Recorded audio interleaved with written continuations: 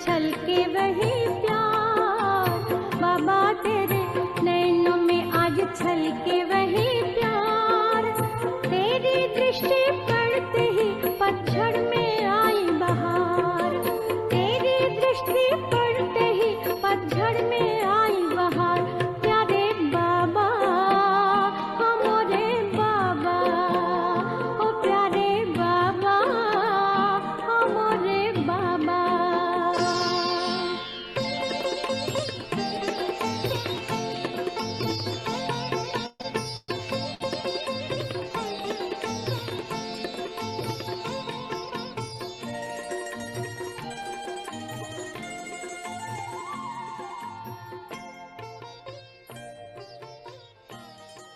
Om Shanti. Good morning again. Did everyone have a good breakfast? Brahmins will never starve. Baba keeps us very full. So what I'd like to do this morning is share some of my thoughts, and then there'll be time for some questions. So you'll be welcome to write a question if you want, or you can speak it on the microphone. But I'm just wondering if someone writes a question, who do they give it to? I can't see the sister translating, but Rami Ben, can they give the questions to you? If they, oh, okay. Okay.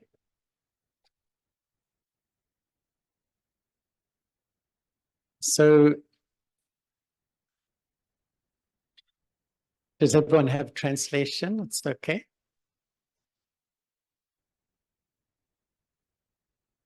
It's okay. So just to tell you a little bit about me and my story, I grew up in Melbourne, and I think from quite a young age, I was a searcher type. I think like almost everyone in this room. And my friends at school called me Swami. So you can understand what I was like. Just interested in philosophy and ideas and so on. And when I was 20 years old, actually, I went to university and I started architecture at Melbourne University, but my heart wasn't really connected. Global University. And so when I was just 20 years old, I took a one-way ticket to Southeast Asia. And I traveled right across the world. I went overland from Malaysia, Thailand, Myanmar, India, through the Middle East, Iran, Afghanistan, into Europe, in London. As I was traveling, it wasn't even a conscious decision, but I always ended up living in religious communities. And I lived in a Buddhist monastery for a while. I lived with Muslims during Ramadan. And I went to India. I dipped my toes in the Ganges. I went into the Himalayas. I lived with a yogi in the Himalayas. And anyway, I was traveling. In Europe, I lived in a Christian monastery. And as I was traveling, my real interest, I loved what I heard from all the tradition. You know, I even went to where the Dalai Lama lives in Dharamsala. I stayed there too. Everything people told me I enjoyed, but my question always, how do you experience? විනෝද Easy to වුණා. know the මම philosophy, හැම වෙලෙම easy හිතුවේ to know the beliefs. ඒගොල්ලන්ගේ මේ How do you convert what you know intellectually into an experience or සෙව්වේ a කොහොමද feeling ඔයගොල්ලෝ ආදවතින් inside? ඔයගොල්ලෝ කොහොමද ඔයගොල්ලන්ගේ හැඟීම් වලට බාර And when I ගන්නේ? got to London, I කොහොමද was working in London මම and I was London shopping වලදී around London. මම And I used to say in those shopping days, යන London was like අවස්ථාවලදී a පවා spiritual supermarket. Everything was A available. ආධ්‍යාත්මික දේවල් So I තියෙන used to super go market around. லண்டன்ல நான் තමයි போயிருந்த මම நேரத்துல அங்க යන්නේ. But I எல்லாமே used to ஈஸியா go to a கிடைச்சிச்சது place அப்ப எனக்கு called எல்லாம் ஈஸியா the போயிட்டது Spiritualist Association of Great Britain. அதே ඒ වගේ பிறகு அங்க வந்து And one day I saw a බ්‍රිතාන්‍යයේදී notice which said මම ஸ்தாபனம் දැක්කා வந்து எழுதப்பட்டிருந்த ஒரு BK இடத்துக்கு வந்து Jayanti was நான் going to போனேன் give a அதுல வந்து talk. This was in Jayanthi வந்து ஒரு பேச்சு பேச 1975. இருக்கிறாங்க இப்ப இது 75ஆம் ஆண்டு நடந்த ஒரு And கதையை when தான் I அவர் went சொல்லிட்டு along, இருக்கிறாரு Daddy Janki and Janti Ben were both there. அதாவது ஜானகியும் ජයන්ති And I took one look at their ஜெயந்தியும் வந்து face, ගැන like Baba இருந்தாங்க said this அவங்களோட morning. முகத்துல එයාගේ இருந்து நான் කතාව. பார்த்தது And என்னன்னா I could பாபா tell இந்த they had சொல்லியிருந்தார் spiritual முரளிட்ட බදුරි කිව්වා experience. கூட I could වගේ see it in their face. ஆன்மீக அனுபவத்தை என்னால பெற මම முடியாது So அந்த that ආධ්‍යාත්මික முகத்தை really பார்த்த உடனேயே attracted me to go அது to the எனக்கு ஒரு center கவர்ச்சியை கொடுத்துச்சது and really begin මට to ඒ learn something. அது අත්දැකීමක් கற்றுக்கொள்ளணும் ඇති என்ற ஒரு වුණා. ஆர்வத்தை எனக்கு Really, I கொடுத்துச்சு feel அப்ப දැන් என்ன that ඉගෙන சொல்றாருன்னா ගන්න what is පුළුවන් முதல்ல කියලා meditation? දැනීමක් ඇති වුණා. எத்தனை மணி நேரம் இருக்க Meditation's போயிருக்கிறாரு ஆனா எனக்கு converting ட்ரெயினிங் what ஆரம்பிச்சு භාවනාව கிடைக்கல ஆனா I இங்க ரெண்டு பேர்த்த know முகத்தை பார்த்தோன்னே கிடைச்சிட்டு into a මම දන්න feeling දේවල් වලින් inside. அப்ப அந்த ඒක தியானம் මම දන්න And அந்த sometimes I தியானம் தான் feel நம்மளோட the இதயத்துக்கு வந்து ஒரு first உணர்வை step கொடுக்கும் is to අභ්‍යන්තරිකව know, ඇතුළාන්තයෙන් මට the second දැනෙන step විදිහට is to believe, the next 900 ඊළඟ is පියවර තමයි sort of is educating myself how to පියවර experience 999ක් විතර experience. I know කොහොමද අත්දකින්නේ කියන එක. I'm a soul. I believe I'm a soul. Even මම in ජීවත් Bhakti, a දකින්න lot ඉගෙන of us ගත්තා. did that. කොහොමද Into ඒ the ඒක hive, සදාතනිකව තියාගන්න පුළුවන් Baba කියන. met the double foreigners. And it was a huge transformation for me because Baba told us to do the course again. I'd been a BK for 10 years and Baba called it the realization course. And so we went through the 7-day course. And you know what Baba said?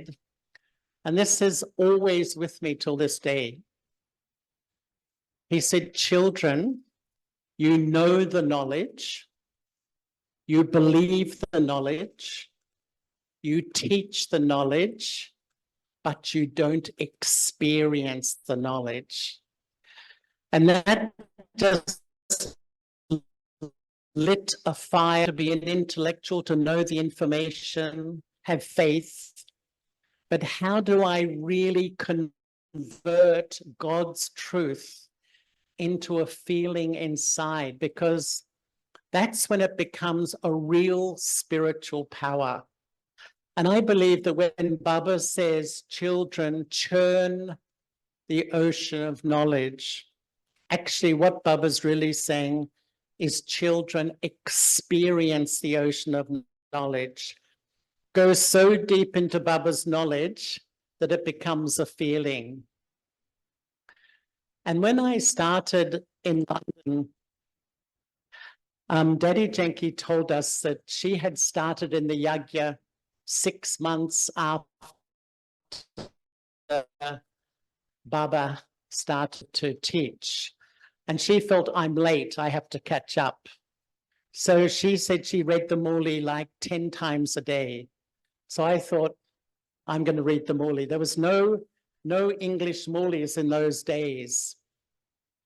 So in the morning class, I wrote the whole Murli word for word, the whole Murli, and I would read it on the way to work, at morning tea, at lunchtime, at afternoon tea, coming home. And my first reading, when I first read it, it was enjoyable. It's Baba's Murli.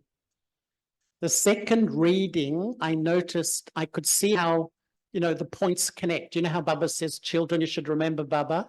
And by the way, the cows and the golden age are beautiful. Baba jumps from point to point.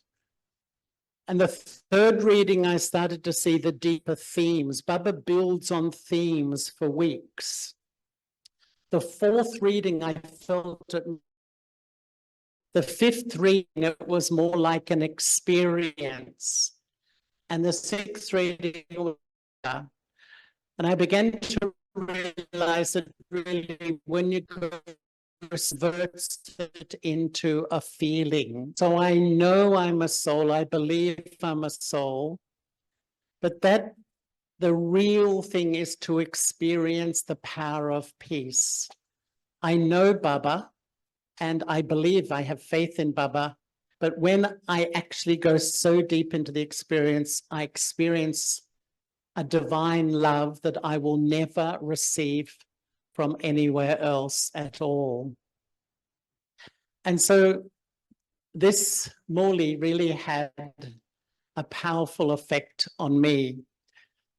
And I think that spiritual experience is the greatest sustenance. And to be very honest, I think sometimes when we start with Baba, we have some incredible experiences. Like Baba pulls us out of body, or Baba fills us with deep love. But after a while, the experiences get less and less and less. And we just sit in meditation and we more think than really feel deeply. And so the real sustenance, I feel, is to feel deeply. And I was with a group of brothers from foreign countries. And remember the days that we used to do walk past by Baba? You know, we would go walk in front of Baba and get a few seconds of drishti. Who's experienced that? You know how we used to walk in front of Baba and yeah, some of us have experienced that.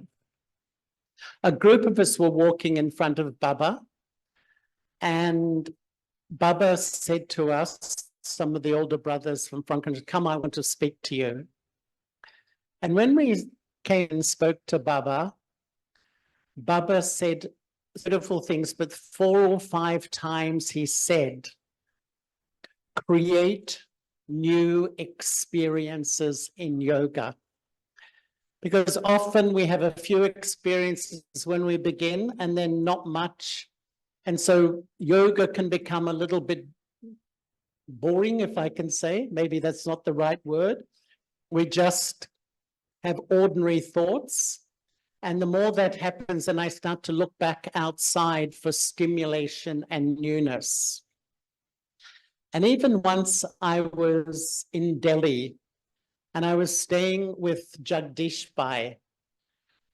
And for those who never met him, Jagdish Bhai was like the senior brother of the Yagya and an amazing intellect.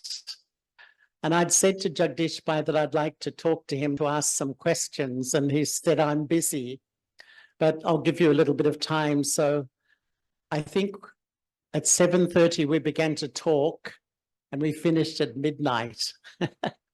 I had lots of questions. And I said to Jagdish Bhai, for someone like me, what's the most important thing? And straight away he said, new spiritual experiences. Because to sustain me, to keep enthusiasm, we need newness. And what often happens when we don't have newness of spiritual experience, we look for newness in service. And that's why I think so much of us look to service for new things.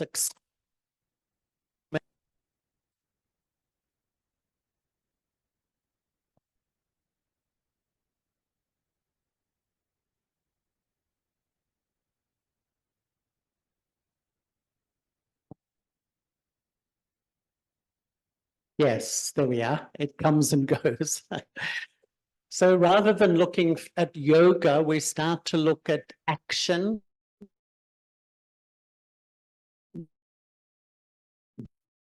And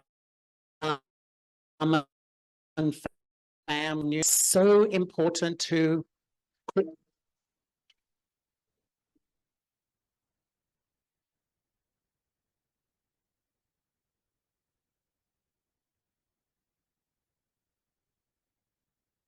it's so important to create the art of creating new spiritual experiences in my mind. And sometimes I like to think my mind is like a laboratory. You know, what do scientists do? They keep experimenting. And it's like we have to take Baba's truth, God's truth, experiment in the laboratory of my mind to create new feelings and new experiences. Because honestly, if I don't, I start to just begin to move along in a sort of a devotional fashion. I love Baba, I have faith in Baba, but I move along more based on love and faith and new ideas, new stimulation, new realization, and new experiences. And I think that once Baba gave a formula for spiritual experience, and that was become a point, apply a point, remember a point.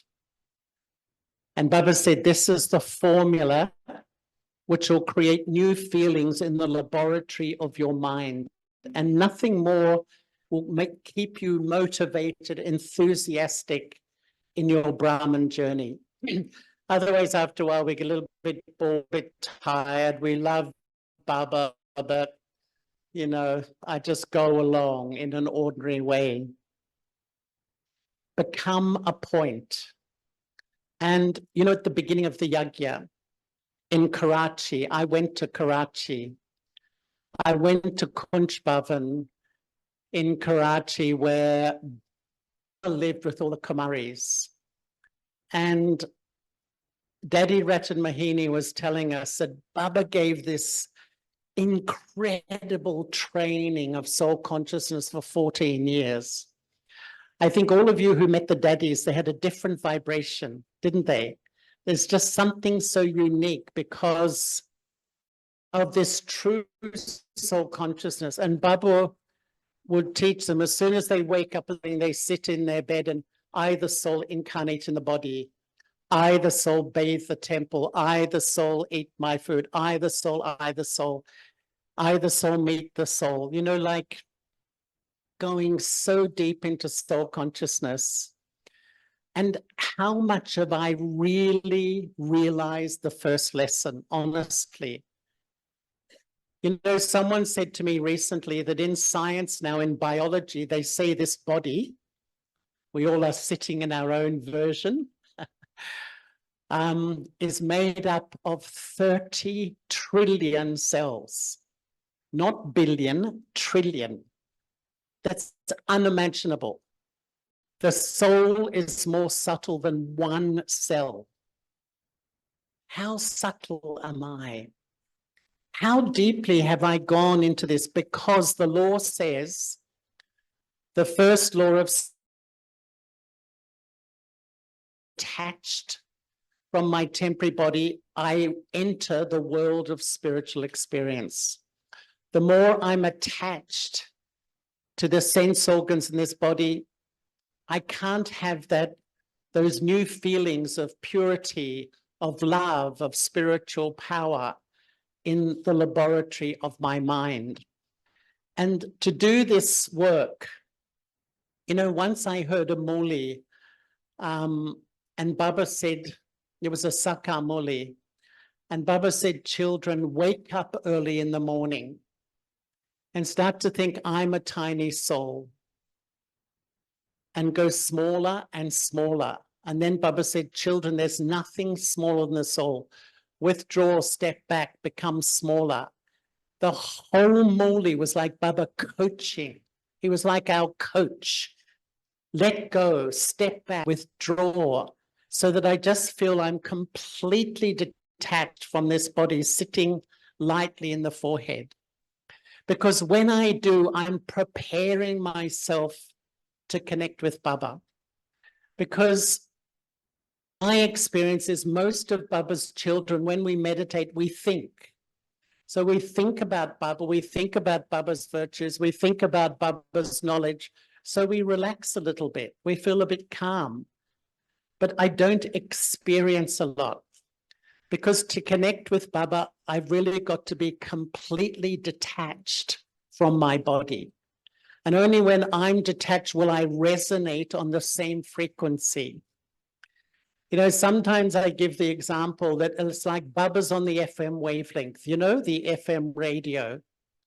When I'm body conscious, I'm on the AM dial.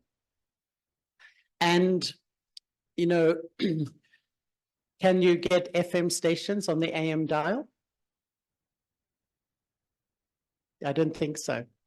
So you can believe, but you can't connect. You can't tune in. I have to go up to the FM wavelength. I have to become that micro point. This is the first step to really deep spiritual feelings that shift things inside me, shift my sanskaras, etc. The second thing Baba said was apply a point. The biggest habit in this world is overthinking, overthinking, overthinking.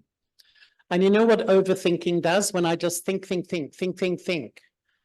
You know, someone says something, I think. You know, I hear some news, I think. It suppresses spiritual experience. And in a way, apply a point means to put to this overactive mind. And in a way, the more I become detached from my body, the thoughts cool down. The thoughts cool down. I think less and I feel more. And, you know, really, sometimes I think that we sit in Amrit Vela to remember Baba and we get absorbed in my life. We're sitting there saying to Baba, Baba, this is happening in my family, this is happening in my workplace, my health isn't good. You know, I go on and on and on and on. So self-absorbed. And Baba comes along and Baba says, hello, child, good morning. And I go, thinking. And then Baba says, oh, you're busy. I'll go and meet somebody else. You know? Really, I think we get so self-absorbed in me, my life, my story, how I feel. And what I try to do at Amrit Vela is be detached from myself. Put the full stop and sit in front of Baba so Baba will touch me. You know, once Baba met an Australian brother and Baba said to him, sit at Amrit Vela with a plain intellect, no agenda, no overthinking, no desires, no trying to process my life and my story, and Baba knew what to do. And that's what it means to put a full stop. Just let go all the story of life and my family and what's happened. Like a child, and prepare your intellect, the plain intellect, to be touched by Baba. Because I feel putting a full overthinking. First, I become the point. This incredible seed, the soul exists. In mathematics, a point exists, but has no length, width, or breadth, has no size, but it exists. So I become the soul. I put a full stop to overthinking. I'm preparing myself to take from God. This is the only time in eternity I can have a living, experiential relationship with Baba. We're all here because we love Baba and we have faith in Baba. But am I really connected, feeling Baba in relationship? Is he really the lover of the soul at this time? Because the more I prepare myself, all I have to do is remember Baba. And that means I've prepared my intellect, and then Baba starts to fill me with unique feelings and experiences. Sometimes I might feel the embodiment of power.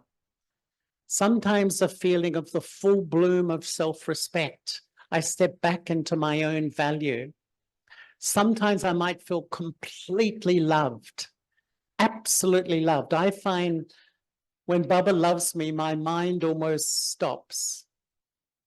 That's all you need. All you need is Baba's love. That's to feel completely content and satisfied in life. So how much am I really experiencing? Because remembrance is the heart and soul of this life. To prepare myself to have this quality of connection. And you know, sometimes when I reflect, because I think in Brahman life, we need to ask my heart honestly, really honestly, not deceiving myself. And sometimes I ask myself, why did I come to Baba? Why am I a Brahmin? And the answer is to transform myself and become pure. Why am I still a Brahmin? It's the same answer, to transform myself and become pure. What is the method? And sometimes I think the one soul who's eternally uninfluenced, the soul who retains eternal truth, there's only one soul, Shiv Baba. What is his advice? The highest advice from the highest soul. Remembrance, remembrance, remembrance, remembrance. Have you ever heard a muli where Baba doesn't say, remember me? Has anyone ever heard one? I haven't. And it's like we absorb the ocean of knowledge for one thing, to keep my intellect with one as I go about my life, as I do everything. And I've come to a point in my Brahman life where I like everything natural. Personally, I feel if I'm forcing myself to come to the center, to sit in meditation, pressuring myself, pushing myself, I'm still doing bhakti. They're bhakti sanskaras. The method of Raj Yoga is love. And I feel the most natural thing for each one of us is to fall in love. No one has to teach me how to fall in love. And when I fall in love with Shiv Baba, and I understand that out of 8 billion souls, there's no soul like Baba. There's no soul more benevolent and sweet and understanding or lovable. Baba has to be lovable. When I naturally fall in love, I will naturally remember. You don't have to think I should remember, I must remember. You know, that sort of language. I naturally remember. And when I naturally remember, I will naturally transform. If I'm remembering the one who's incorporeal, egoless, and viceless, what do I become? I naturally become that. And when I naturally transform, I will naturally serve. Like Baba said today, your face and everything will naturally uplift people. And I really feel the true Raj Yoga is, all the seed of it is to absolutely fall in love with Shiv Baba. To me, Brahma Baba had 5 children, had a huge business, highly regarded. Shiv Baba came along and he just was swept off his feet. You know, absolutely swept off his feet in love. He just let everything go. And then the daddies, you know, seeing Brahma Baba, they just also, you know, they lived with Shiv Baba and Brahma Baba for 14 years. And that love, Baba just filled them with so much love, he pulled them beyond. To me, the real method that works. So it's not just I'm a devotee soul that turns up for Murli and I just listen, and I really fall so deeply in love with Baba that I remember Baba naturally. And as I just do that, almost automatically, my sanskaras change, my karmic accounts settle. It's a natural byproduct when I do that. And during COVID, I experimented on remembrance because I honestly felt I've been a Brahmin for over 45 years. I hadn't really done the work of remembrance. And I began to observe that when I remember, three things happen. And there's like a subtle thread of your intellect. Your intellect is always traveling. Even now, as you sit in this room, I'm talking, but your intellect flies home. What are the children doing? It flies to Madhavan, you know, how your intellect, you know, it's an incredible bit of spiritual anatomy. It keeps flying all over the place. And first, I connect. This is remembrance, like, because what is the most natural thing? Because Baba actually doesn't say children sit and meditate. Does he ever say sit and meditate? No. He says remember. Why? Because remembering is natural.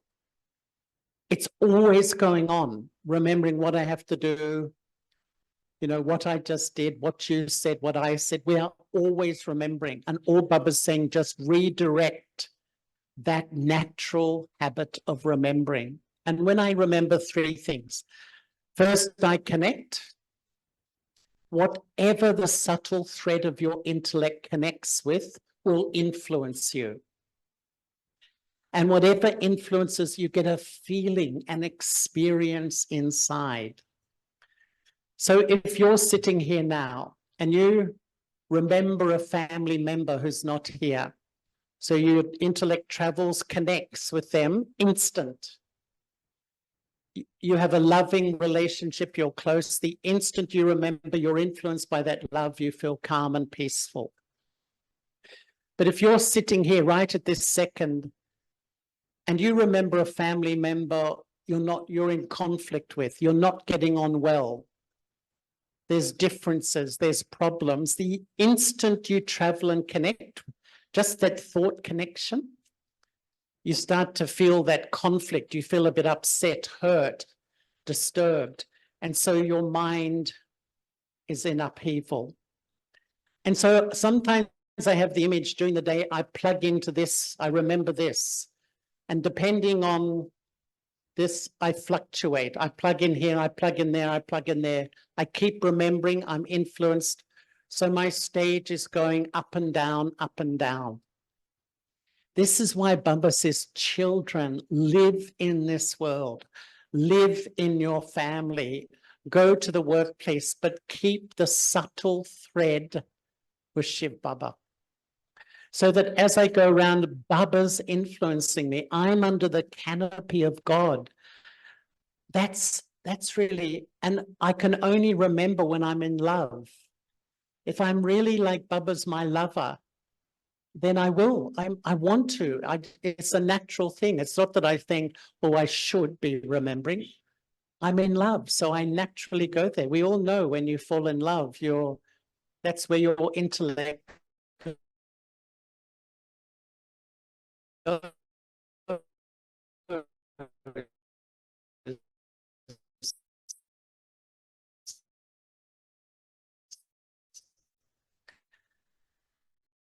And when I remember Baba, then I'm influenced by Baba, and that's when I have the highest spiritual experience. And my thing to remember Shiv Baba, such a pure thought, and sometimes in 3 seconds, the intellect's traveled somewhere. I think you know what I mean. Sometimes 1 second. And it's not even to bad things. It's not even to negative things. But, I began to realize that the culture for half a cycle of body consciousness is peace, love, and happiness is out there. And that's why when you sit to meditate, your mind runs out, your mind runs out. It's such a habit. And to have this sort of self-awareness that peace, love, and happiness is with Baba. You know, and that's why I really began to respect Brahma Baba so much, the attention he paid to himself, this incredible attention. As the intellect jumped, he would bring it back and remember, bring it back and remember. And this is our life, really, in this way. And I began to really watch the subtle thread of the intellect. This is ultimately our spiritual life, paying attention. What do I remember? Just paying attention. Because you know what happens when I remember Shiv Baba, I have the subtle thread is connected. I live stream Baba's vibrations into the sacred space of my mind. And it's almost like my laboratory of my mind is full of Baba's love, Baba's belonging, Baba's purity, Baba's feelings. And that vibration sustains me. It sustains the atmosphere around me, and it sustains the people I love. You know, so many people come and say, oh, my daughter's struggling, my son is not happy, my family members, this is happening, that's happening, what can I do? And honestly, the more I remember Baba, and my mind is full of these high vibrations, I create an atmosphere that will sustain the people close to me.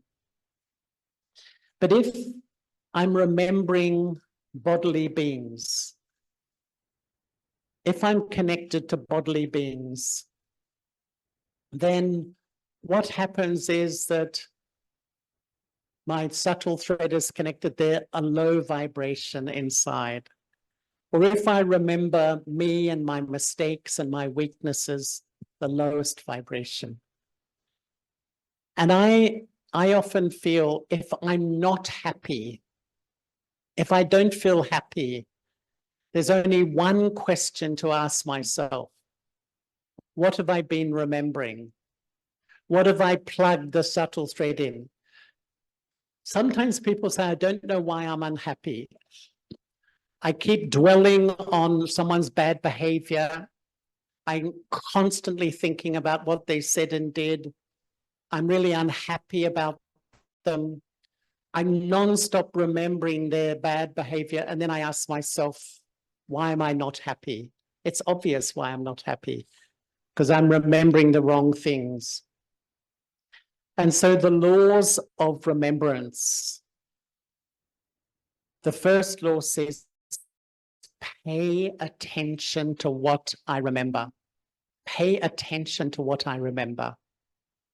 The second law says, whatever I remember will influence me. And the third law says, whatever influences me, that's the experience. So if I'm not experiencing much, or I'm experiencing peacelessness or anxiety, it's because my subtle thread is still stuck in this old world. And I'm influenced by those feelings and those thoughts. And so when I remember Baba, this is really at the heart of our life. I sit, the subtle thread connects with Baba. I live stream Baba into my mind. Baba fills my mind, my whole mind, with those elevated feelings. And this is the real service. Your mind, the Mansa Seva, your mind just spreads this perfume. It spreads a perfume into the atmosphere. And everyone who comes in touch with that perfume feels absolutely uplifted. And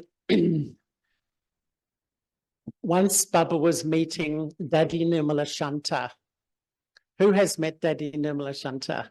Can I say? Daddy Nirmala Shanta was Baba's Lokik daughter. She's so sweet. She's so sweet. And Baba was meeting her, and Baba said, gave her drishti actually. And Baba said, "You're busy, aren't you?" She said, "Yes, Baba, I'm busy." Then Baba gave her more drishti for a few minutes. And Baba said, "You're very busy, aren't you?" She said, "Yes, Baba." And then Baba said, "Many drops make an ocean." And what Baba was meaning, drops of remembrance make an ocean. And so Baba began to give her practical advice, because Baba said, when you finish a meeting and walk down the passage, remember Baba. When you go to get a drink of water, remember Baba. You know, when you go into the kitchen, remember Baba. So all those moments, if you collect the drops, it actually makes an ocean. And so I began to practice that. I began to really try to collect the drops. And what I observed in myself is, you know how you meet somebody, you talk to them, as you walk away, you process what they said. You know, you analyze or you think. And yet at that time, if I go to Baba, you know, keep going to Baba, making a habit of remembrance. Because actually we say we're busy, but mentally we're free all the time. Because the fundamental subject is remembrance. And the more the subtle thread is connected with Baba, I will have new spiritual feelings every day. New feelings like perfumes waving, you know, washing through my mind. And you feel so sustained, completely sustained in a natural way. And so what I began to do was, you know, sometimes have you had the experience, you come to the Moli, Baba says, "Children, remember me." Say, "Yes, Baba." And then I go to work, and at lunchtime I said, "Oh, I've hardly remembered Baba." You know how life is, we get busy. So I decided to break it into little chunks. So when the Moli finishes, between then and I have my breakfast, how much did I remember Baba? During breakfast, how much did I remember Baba? As I change to go to work, how much did I remember Baba? As I catch a train or a bus to work, how much did I remember Baba? You know, break it up, little challenges, and you actually start to increase the amount of remembrance. And the more you increase the natural, loving relationship with the lover of the soul, new experiences, new feelings. And then you feel sustained. You know, you are naturally sustained. You don't need any teacher. You don't need anything. Because I think one of the things of this time is that all the supports are going. We used to go to Madhaban to meet Baba. We can't anymore. We used to go to Madhaban to meet the daddies. There's only one left, and she's 100 next month. All the supports within Brahman life are going. It's good, actually, because Baba has to become the one support. All the supports are going. And ultimately, this life is to take support from one, remember one. And that's when really I start to feel this natural sustenance inside. So I've been rambling on for a long time. You've been patiently listening. So we'll have a little bit of questions and answers for the next half hour or so. And I don't know whether we have some questions. And if you want to ask a question, you're welcome to come. So we just have some family chit chat.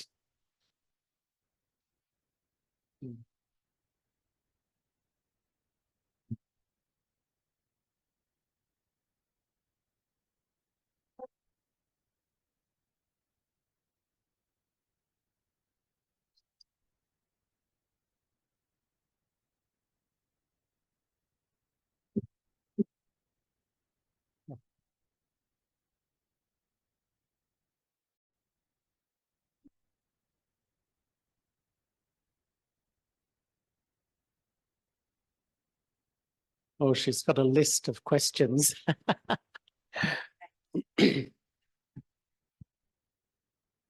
Om Shanti, brother. Very good morning.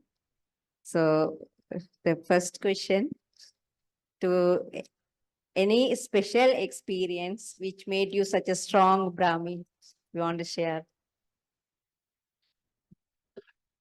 Any special experience? You know, when I was maybe 2 weeks in Gyan, I was just a little baby. And I was thinking very deeply. One day I was actually at the center. The center in London, I was saying the other day, was tiny. But 3 sisters living in the center, Daddy Janki, Sister Janti, Didi Sadesh. Very powerful center. And I did the course. Sadesh Didi gave me the course. I was her first course in English. And I was thinking about Shiv Baba. And it was almost like there was a pause button on time. I felt completely loved. It was almost like the ocean of love just washed all over me and went into the core of my being. And I can remember that feeling even now, that my thought was, I've come home and this is where I belong. And just 2 months later, I'd only been going to the Muli for 2 months. I was sharing this somewhere recently, and Daddy Janki said to me, you should go to Madhaban to meet Baba. I was just 2 months thinking. And I think because I was only 22, I think she thought, get him to Madhaban before he runs away somewhere, if he runs. Anyway, I went to Madhaban, and in those days, Baba would come every second night. So I was in Madhaban 6 weeks. I think Baba came 15 times or more. And I met Baba so many times, but my first meeting, I sat in front of Baba, spoke the Muli. It was in the history hall. Half the number of people here, maybe 50, 60 people in the history hall in Pandav Bhavan. And when the Muli finished, I came and sat in front of Baba, and Baba gave me drishti. And it was like Baba's drishti was like a laser beam that went right deep into the soul, scanned all the soul. But I felt it was like Baba's drishti fell on a part of me that had gone to sleep. The elevated me, the pure me, the deity me, whatever you call it. And it's like Baba honed in on that and massaged that to the surface and introduced me to who I really was. And that night, something changed in me. It's like he gave me the gift of self-respect. He sort of showed me who I really was. And I can remember thinking that, when I'd sit in front of Baba and speak, Baba sees you up here. And I would see myself down here, And in a way, this life is stepping out of the attachment to the identity I have now and stepping into Baba's vision. This is this life. Because Baba sees each one in this room as such an elevated being, but we're so stuck in the present.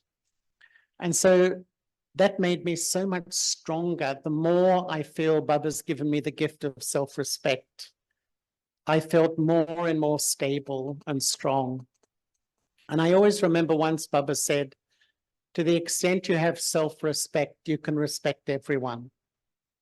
To the extent you have self-respect, you will be humble. To the extent you have self-respect, you will be loving and everyone will love you. And to the extent you have self-respect, life becomes easy. And honestly, I think when we lack self-respect, life is a battle. I keep battling every day with myself, with people, with situations. But when I take the gift back, I don't know, life just becomes easier. Yeah, self-respect is most important. I think it's one of the most important things. Yeah. And brother, you have received sustenance, especially from Daddy Janaki and many daddies. Could you please share your special experience and learning from our daddies? How long do we have? Can we stay here till 6 p.m. tonight? Some few special. You know, when I was living in London, because there were so few students, he was invited for talks and things. And London had a little Morris Minor. This is in 1970s. Was a British car, little green Morris Minor. Genty Ben would drive the car and Daddy would sit in the front seat. We'd sit in the back seat. And the whole way, you know, Daddy Janky, she's always dot, dot, dot, dot, dot, dot, doesn't stop talking knowledge, knowledge, knowledge. So Genty Ben's driving and translating. And, you know, so many experiences with Daddy Janky of her love to make others even higher than herself in a way. She had such this pure feeling to serve and give. And I was lucky. I remember once I was living in a little flat opposite the center with another brother. And one night at 10 p.m. I'd gone to sleep. I heard knock, knock, knock on the door. I kept sleeping. Knock, knock, knock, knock, knock, knock. And I went to the door and there was Daddy. And she had a Jesuit priest with her, a Christian Jesuit priest. And this priest had come from Germany, because he'd heard that the Brahma Kumaris help you link with God. And he wanted to learn. And so Daddy had spent all afternoon talking to him. And he then missed his bus. So Daddy wanted him to come and stay with us. But when I opened the door, Daddy's face was sparkling. I could just see she was so happy that this soul from another branch of the tree had come, and she was trying to connect him to God. Yeah. It was really so sweet. You know, once I went on a tour of South India with Daddy Prakashmani, and, you know, if you go from a train from Ahmedabad to Bangalore, in those days it was 1.5 days. And we were with Daddy in the train, and she read us the Muli in English. And, but I remember we went to one center, and the family gave her coconuts full of money, coins. So they'd saved money for Baba's yagya. They'd made them into like money boxes, made a little thing in the coconut. And they're all full. And so they all came up, a whole lot of them gave Daddy coconuts full of rupee coins. And you know what Daddy did? She got the coconut and smashed it. Money went everywhere. There's 20 coconuts, money went everywhere. And then she said to everyone in the room, you collect some coins and put it in Baba's box. So she wanted every single person to create their fortune. This was Daddy. She was so inclusive. She was just so incredibly humble and inclusive in every way. And once I was telling this somewhere too, that we were sitting in front of Bap Dada, and it was the end of the night, and the Borg was being fed, you know, when you feed Baba's Borg. And this was in the history hall. And Daddy Ji said to me, I was very new, she said, Charlie, say something to Baba. And I don't speak Hindi. So Daddy began to say in Hindi, and I copied her like a parrot. And so Daddy said in Hindi, Baba, I love you. So I copied it. And then she said, Baba, I've searched for you for so long, and I just copied it. And then she said something, and I just copied, and everyone laughed, even Baba. Baba was laughing a lot. And she said in Hindi, Baba, I'm a monkey. And so I looked in Baba's eyes, said, Baba, I'm a monkey. I don't know whether any other Brahmin has done that. And what I learned is there's a lot of fun. The daddies, sometimes so yogi, sometimes like children, having Fun. so much fun. And I remember, just with Didi Manmohini too. Didi was the most amazing yogi.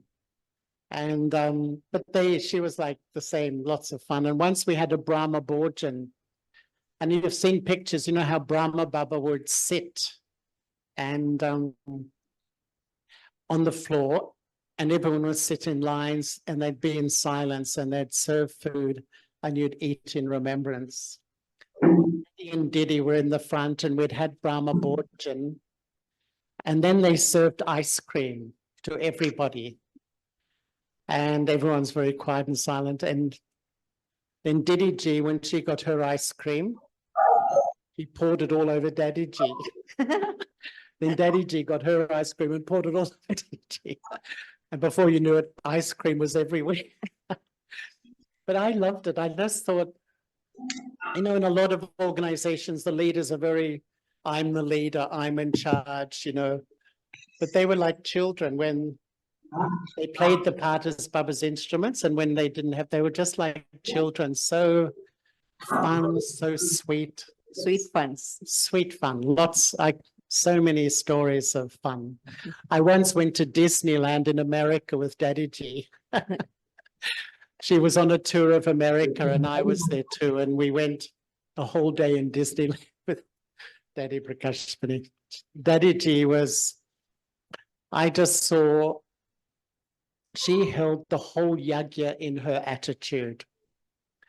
Her attitude was full of love and respect for every single soul. And I've never seen a leader like her, because when the leader holds, to me, that's the main part of an instrument soul, to hold that good feelings for everybody. And that her spiritual power of love and good wishes for everyone kept the whole organization together. Yeah, we also feel so belongingness towards Daddy, even though we don't have such close these things. So it's still we remember our sweet Daddy Prakashmani. So we are so fortunate to have Brother Charli with us. He has so many experience. The brother said can share till night. So much of experience. Our next question is, brother, sometimes Brahmins are unhappy with themselves or with the Brahmin family or the center instruments, even though they have the knowledge of drama. So how to develop a healthy relationship with trauma to overcome this type of unhappy mental state? I think it's the same thing as I was mentioning. If I have an unhappy relationship with me, there's a lack of self-respect. Every single one of us steps into Brahman life with some lack of self-respect. But if it doesn't change, then if I can't respect me, I can't respect others. I can't respect the Brahman family. And inside my head, it's all real. My feelings, I feel, are real. We don't realize the first relationship in life is so unhealthy. And in a way, I feel, why have we got this mad world? Look at how crazy the world is. How crazy is our world now? Why?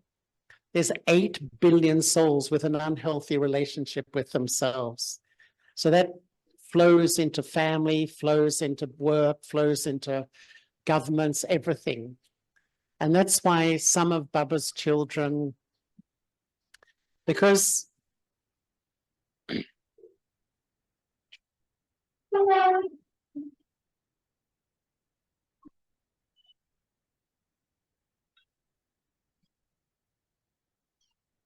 and that's why I was saying before that it's my duty to step into Baba's vision. Baba sees me as an angel, a deity, an elevated soul. If I've been a Brahmin for so many years and I still see myself down here, sometimes I think, have I recognized who's teaching me? It's my duty to step up into Baba's vision because, you know, my relationship with drama is also, I think it's so important. You know, once Baba met the double foreigners and Baba said, you need 3 tilaks, and Baba got his finger. The first is the tilak of the self, and Baba went, boop. The second is the tilak of Baba, and Baba went, boop. The third is the tilak of drama, and sometimes it goes here. Baba, this was Baba. He went like this. And it's true, actually, that, you know, drama, I feel drama's like a moody person. If you live with a person whose mood is always changing, you never know they're going to wake up happy, unhappy, angry. And that's drama. We never know the outcomes of drama. And in a way, we have a loving relationship with Baba. We need a loving relationship with myself, and we need a loving relationship with drama as well. And you can only have a loving relationship with drama when I'm a detached observer. And I would say at this point in the cycle, probably the most important thing is to be a detached observer. So much is going to happen out there. We haven't even seen anything yet. It's just going to get so unstable. And if I'm not detached, it's all going to affect me and disturb me. I remember once Baba said, if you don't become detached now, you'll have to become detached by compulsion. Drama's going to force me. Force you know, us. Yeah. And you know, sometimes some children, some of Baba's children say, oh, that was such a good scene of drama, service went so well, or something goes wrong, or that was a bad scene. That's actual body consciousness. Drama is perfect. Every scene, it's not good or bad, it is what it is. It's eternal. And in a way, you know, all drama does is trigger what's inside me. You know, I can't change the drama, but I can change my reaction to the drama. And that's really what a detached observer is. It's almost like I have to sit the point and watch this play through my eyes.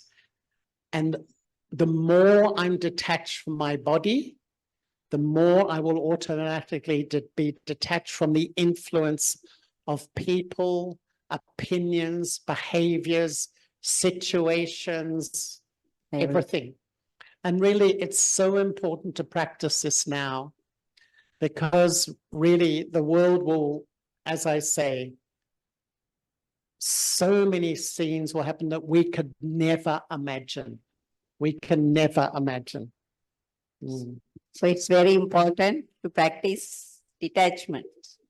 It is, but Baba's detachment. Baba's, according to, Baba's. Because Baba's detachment is to be very loving, very caring, very close, very kind, but uninfluenced.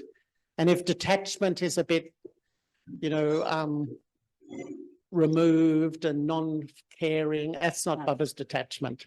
Correct it. A spiritual detachment. Really, you know, once Baba said, to be truly loving, you have to be detached. Because when you're detached, you can love someone in a good mood, but you can love them when their mood is not so good. If you're attached, when their mood is no good, you're very influenced, very affected. The law says the more attachment, the more people affect you. So that's why our family members, sometimes they affect us so deeply because of my attachment to them. The law says the more I'm attached, the more I'm affected by that person. That's the spiritual law. Thank you so much, brother. And the next questions from a Baba's child. I have got a direction from Baba's instrument and done an action accordingly, but it was a failure. I am suffering for more than 2 years. 2 years. I have been suffering for more than 2 years for that. So we want to know why the Baba's direction become failing. It's a hard question to answer unless you have the details, to be honest, of the situation, because whoever they were, they did the right thing in good faith to follow a direction. But sometimes, you know, things don't work. It's true. But we've got to actually put a full stop and move on. That's what I find, because sometimes we get stuck. It's true. It happens, even in the Brahmin family. Someone disrespects me, someone doesn't cooperate with me, someone may be rude to me. That can happen. It's life. But if we hold on to all these things, that's my weakness. We've all got to put a full stop. If we can talk to the person, if we can resolve it, it's good. We should. But if we can't, we've got to resolve it in my head. This is drama. The understanding, it's a deep intellect understands that all of us here we're the old souls, right? We're 84 birth souls. We all have a lot of karmic accounts with ourselves and with others. And what is this time? It's the time of settlement. And all of us now are settling accounts of our health. Is there anyone in this room who has perfect health? Can I say? Perfect health. Perfect health. No problem. Anyone have perfect health? Perfect health. 2. Wow. Your body is perfect. No. Still you also suffer from something, no? Time to time. But what I'm meaning is everyone has some health problem, some issues in the family, some issues with wealth. It's life today.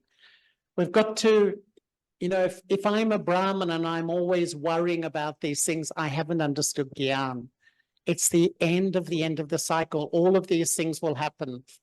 The more I create a foundation of spirituality with Baba, these things won't worry me. And we have to become so strong in that way. Okay. The next question, brother. When a soul experiences obstacles from their Lokik family or from center instrument, what is the role of the other Brahmins towards that situation? When a soul coming to center experience some obstacles from their own Lokik family or from a center instrument. So other Brahmins seeing that obstacles, sometimes they are influenced by these things. So actual role of the other Brahmins towards that Brahmin soul. You know, I'm not sure what the question is totally looking for, but I would say good wishes, good wishes, good wishes. This life, sorry? Only good wishes we have to give. We do, because, you know, good wishes is the great way of supporting each other. The way we support each other is through our drishti. If I give love and I have good wishes, that's the greatest support, because this will happen. There will be upheaval in our families because our main karmic accounts are with the family of this body. And that's why we're born in that family. And so most of us, not all, but a lot of us will face massive challenges in the family. And secondly, sometimes even in this Brahmin family, it doesn't mean the Brahmin family is bad, but some individuals we have karmic accounts with. But the thing is, what I feel is, ask my heart the question, am I increasing my account? Am I sustaining my account, or am I settling my account? So if something happens in the Lokik family or the Brahmin family, I think, all the time thinking, and then I start to speak and gossip, I would say I'm increasing my karmic account. If something happens and I think, even in meditation, I'm thinking, oh, that's happened, why, no, you know, going on and on, I would say I'm sustaining my karmic debt. But if something happens and I look through the truth of God's knowledge, that of the law of karma, of the law of drama, of the role of the soul, the part of that soul, these souls, I am settling my account. And if I think too much about things, I'm increasing my karmic account. And this is where I often feel there's either emotion or knowledge. The habit of devotion, the habit of body consciousness, something happens, I get very emotional, upset, hurt, rejected, unloved. And yet if I'm jnani, I look through the filter of God's truth and I understand and I say, okay, I put the full stop and I move on. I don't keep sustaining that unhappiness and sorrow every day, thinking, they said this, they said this, they said this. This is my weakness. The other soul is an instrument to reveal to me my weakness. And if I just say, for me, relationships, to me, all relationships do is trigger what's already in me. Other souls are messengers or instruments to show me my sanskaras. So when I come in front of somebody, their face, their vibrations, their words, their behavior trigger feelings. The one with knowledge looks at the self. The one with no knowledge looks at others, starts the blame game. But if I have truth and knowledge, it's my feeling. They're just an instrument. They may have behaved badly, but if I choose to be hurt, that's me. And until I get that really deeply, no one can hurt me, but I can use you to hurt myself. If we base our life on truth, we can free ourselves. But if we just keep getting emotional, blaming, feeling hurt, I'm no different from a body conscious person. Yeah, true, brother. Blame is the ultimate ignorance. Blame means I've moved right out of truth and I'm under the influence of falsehood. Only victims blame. And if I understand the law of karma, I will never blame. And if I find myself blaming, it's like saying, I haven't understood the law of karma. I haven't really understood the deep law of karma. Thank you, brother. So question is, your advice to experience a very deep yoga, but tips to experience very deep yoga. Well, I hope that's what we were talking about the first 1 hour of the. But love. Love is the question, is the main thing. Just absolutely make Shiv Baba your beloved. Fall in love with Baba. You can only love someone who's lovable. So I've got to really learn how no one will love me like Baba. Nobody can love me like Baba. And that's when I really understand how sweet Baba is, how innocent Baba is, how attractive Baba is. No one is as sweet. And when my heart, sometimes I think my head recognizes God's the point, God's the ocean of this, he lives in paradise. But when my heart recognizes, that's when yoga becomes powerful. I understand the beauty of Baba. Recognizing from the heart. Love is the great power to make. You know, there's a law that says where the heart goes, the mind will follow. It's natural concentration. If your heart's in love, you don't have to try to remember. You will naturally remember. It's a natural focus or concentration. Thank you. This is some personal question from a person. So I gave some money to a person on a legal document. Sorry? He gave some money to a person on a legal document, with legal documents, some personal question, someone asked. I couldn't understand that. And which That document? person has gave some money to another person on a legal basis, but still he didn't get legal basis. Legal Sorry. basis. But he didn't get the money back as that person promised. He didn't give it back. So whether it's my karmic accounts or whether I can file a case. That is. It's definitely your karmic account. Everything is karma. Everything is karma. There's some debt. This happens so many times. There's a law, an unwritten law in the Brahmin family, never lend money to another BK. Don't do that.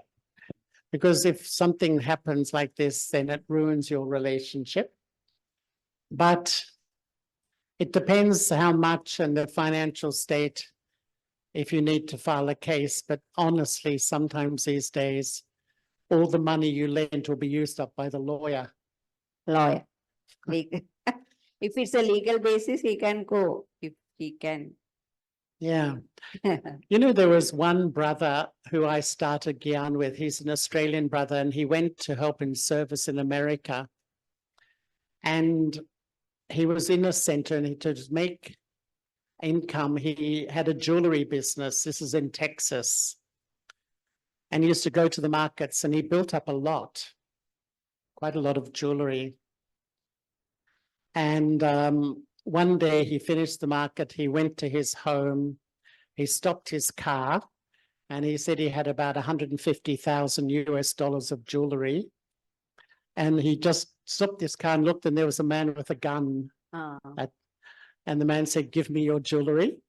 And he gave him the jewelry. You know, he said, instantly, I just felt that's a karmic account finished. Like, he said it was such a deep experience that some debt's been settled, move on. He said, I didn't have much waste thought. Yeah, so Because, yeah. that is Gyani soul, accept. You know, things will happen at this time. You know, there was one other brother I met when I was in London, and he used to live in Uganda in Africa. And if some of you will remember, there was a dictator there called Idi Amin. Do you remember Idi Amin? Yeah. Idi Amin, this man was a multi-millionaire. And one day Idi Amin's soldiers came to all of the Indian population living in Uganda and marched them to the border. And he said, I couldn't take any money. I had $10 in my pocket. And he got to London.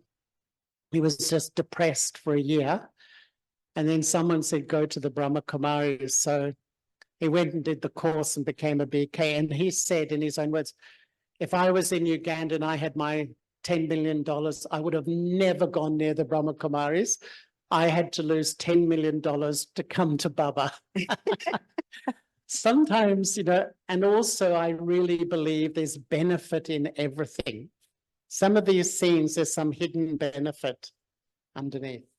Hidden benefit in everything. So. As he said, I wouldn't have come to Baba if I was really proud of my wealth and my business, and I would never have gone near the Brahma Kumaris.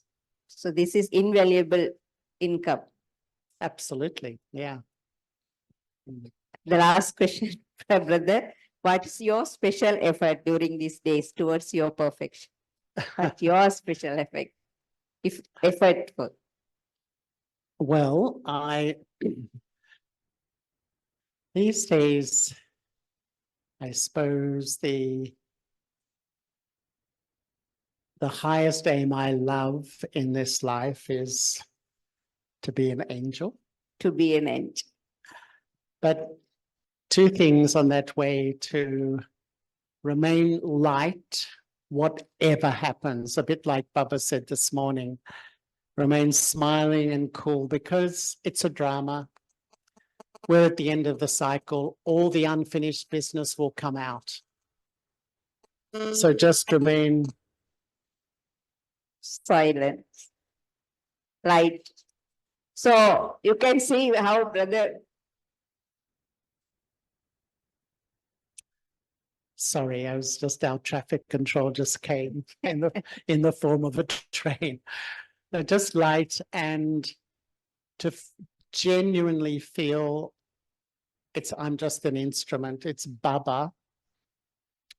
Everything is Baba, you know, and I just think when I really just don't intellectually know that, I think it's very easy to say, oh, Baba's doing everything. We say it like a devotee, but to really feel it's Baba's work makes you so free, so light.